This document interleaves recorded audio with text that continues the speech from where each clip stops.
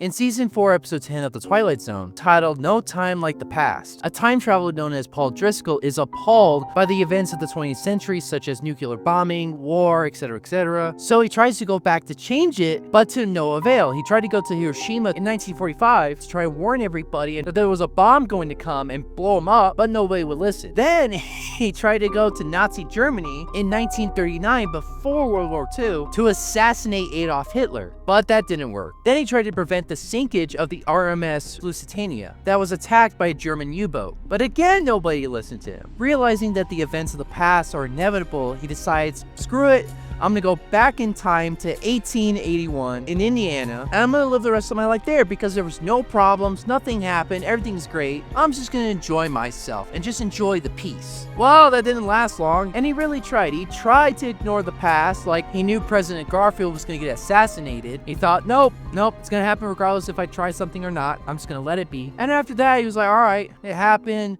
I'm just gonna live the rest of my life in happiness. But then he remembered that there was gonna be a fire from a lantern that was gonna shoot out from a runaway wagon that was going to severely harm children. And at first he's like, no, I gotta let it happen because whatever I do, it's gonna happen regardless, and nothing I do is going to change that. But he couldn't help it. He tried to prevent the fire, and while trying to prevent the fire, he was the one who ended up causing it. Realizing that fate was inevitable, that there was nothing to do to change the past, he returns home and realizes that there's, again, nothing you could do to change the past, and all you can do is try and learn from the mistakes and try to make a better tomorrow. However, there was another lesson that I actually took away from this episode, and that was letting fear control your actions in an attempt to prevent an outcome you're desperately trying to avoid. Basically, creating a self-prophecy. Had Paul Driscoll not acted in fear and done what he did in a desperate attempt to try and prevent the fire, it wouldn't have been caused in the first place. This is similar to Anakin Skywalker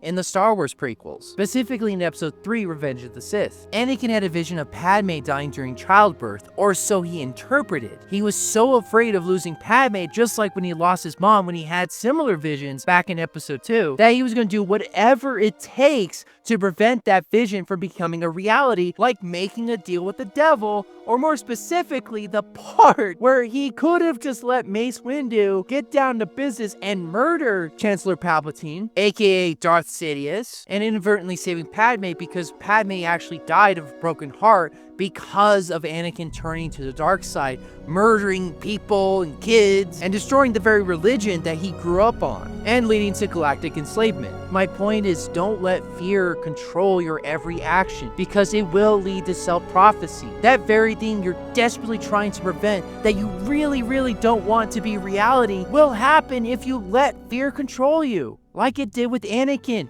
Anakin let fear control him, and all the stuff he tried to prevent ended up being reality because Padme died in the end because of his actions. That's basically it. Just don't let fear blind your senses and proceed with caution. Just be careful.